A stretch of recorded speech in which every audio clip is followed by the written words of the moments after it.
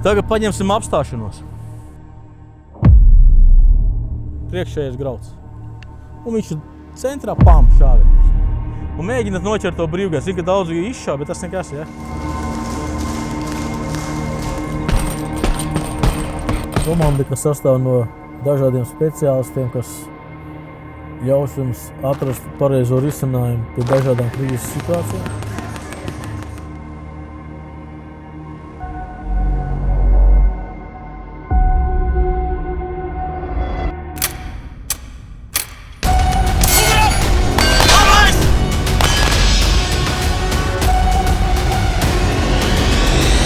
Apstājies un tikai tad tu sāk strādāt.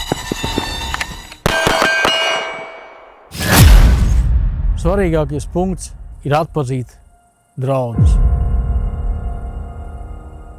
Tā ir prioritāte, ko mēs gribam jums parādīt, iemācīt, izstāstīt.